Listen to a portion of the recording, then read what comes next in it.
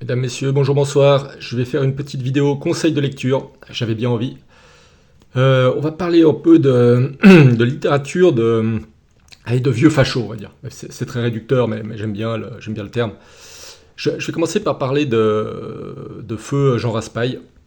Je vais très vite évoquer son livre qui a le plus de succès, mais je pense que vous le connaissez, hein, c'est le classique, son roman qui a le plus de succès. Le Camp des Saints, où Jean Raspail donc prophétise la submersion migratoire de l'Europe. On est en 1973 hein, quand il écrit ça, donc. Alors évidemment dans le roman ça se passe sur une très courte période, hein, alors que nous on vit ça sur voilà, étalé sur des décennies. Mais bon, c'est aussi pour la raison du roman. Et ce qui est très savoureux, c'est qu'il y a aussi toute la partie où en fait on voit les gauchistes qui évidemment accompagnent le mouvement, hein.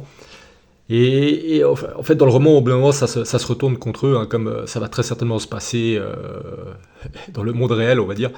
Donc voilà, donc ça, je pense que vous l'avez lu, mais si vous ne l'avez pas lu, il faut vraiment le lire. C'est très bien écrit, hein, toujours. Jean Raspail, c'est un excellent écrivain.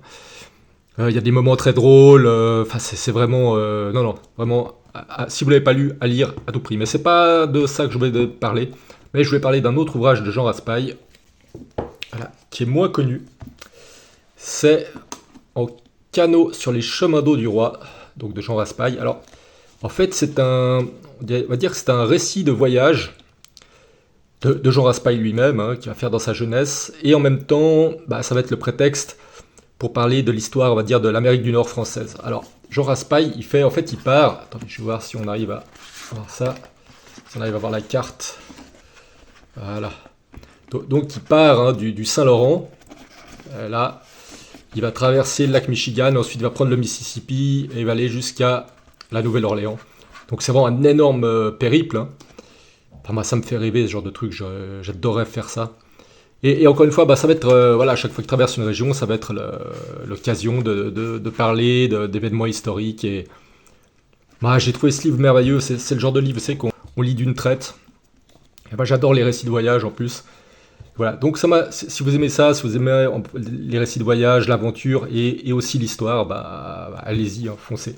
C'est vraiment un excellent livre. Je pense qu'il est toujours dispo, hein, celui-là, parce qu'il n'est pas si vieux que ça, hein. Je l'avais acheté il y a, je sais plus, peut-être 15 ans, comme ça. Mais je pense qu'on le trouve, parce que Jean Raspail est réédité, hein, je pense toujours, hein. Je vais en profiter pour parler d'un deuxième livre. Là, on est un peu dans le plus sulfureux, hein, on va dire, avec Saint-Loup, avec La nuit commence au Cap Horn. Alors Saint-Loup, ça je sais pas si c'est encore édité par contre, hein, parce que personnage, voilà, il a été dans la division SS Charlemagne. Je sais pas s'il était directement incorporé dedans ou s'il était comme correspondant de guerre. Je sais plus exactement, mais c'est vraiment, voilà, il était pas du bon côté, enfin, il était pas du bon côté, c'est quand on dit l'histoire, hein. Euh, L'histoire. Bref, bref. Donc, ça, c'est un livre qui est que je trouve passionnant parce qu'il raconte l'histoire de plusieurs pasteurs méthodistes qui vont essayer de convertir, donc d'évangéliser une tribu de la Terre de Feu, donc tout au sud de l'Amérique du Sud. Et c'est absolument savoureux parce qu'en fait, c'est le récit sur la longue durée d'un échec total, en fait. Voilà.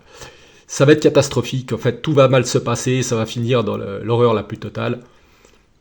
Donc c'est assez paradoxal, en fait c'est un livre qui, on pourrait penser dans un premier temps, dénonce l'évangélisation des tribus autochtones. Alors oui, il y a de ça, puisque en fait Saint-Loup va bien faire comprendre que certaines spiritualités ne sont pas adaptées à certains peuples, que voilà. Et c'est là où on va venir en fait au côté essentiel de ce livre, c'est qu'en fait Saint-Loup, qui est un vrai homme de droite, il critique l'universalisme. Voilà, c'est ça être de droite au fond, hein. C'est bien comprendre que l'universalisme est une chimère totale, hein. C'est issu des Lumières, hein, cet humanisme devenu fou et qui est en contradiction au réel, avec contradiction totale avec le réel, pardon. Et donc Saint-Loup va parler de ça. Car ce qui est très intéressant, c'est que donc ce pasteur méthodiste, c'est suivi sur il y a plusieurs comment dire, expéditions. Ils vont établir un camp là-bas en terre de feu et côtoyer les indigènes. C'est un long processus.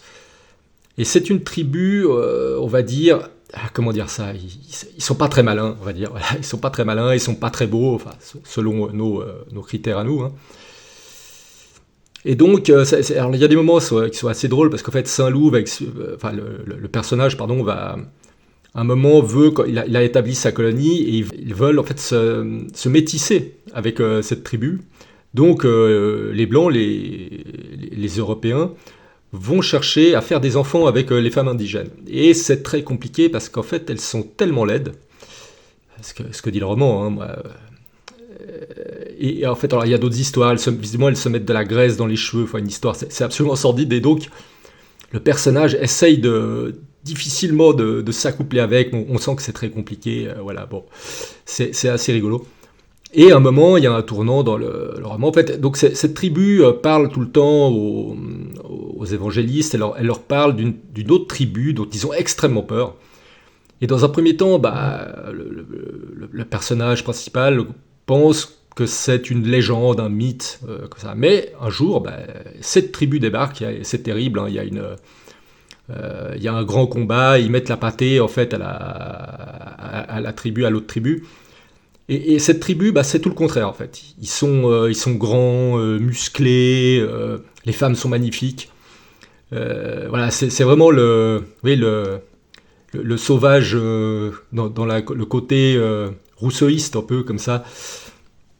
Et c'est ça qui en fait est passionnant, et c'est là le cœur du livre. C'est que c'est pas au fond un livre contre l'évangélisation, parce que ça peut être un truc fait par des gens de gauche.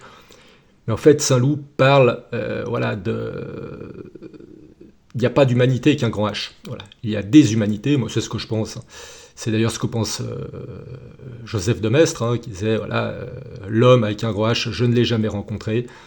Bah c'est ça, pour moi c'est essentiel à comprendre. Et au fond, ce livre parle de ça, il ne parle que de ça. C'est très bien écrit, il y a des scènes, enfin c'est passionnant, il y a des rebondissements, et cette espèce de lente spirale comme ça, en fait on sent dès le début que c'est voué à l'échec, il y a cette espèce d'entêtement comme ça, vous savez, des fanatiques religieux en fait, hein. Donc voilà, excellent livre, hein, je vous le conseille.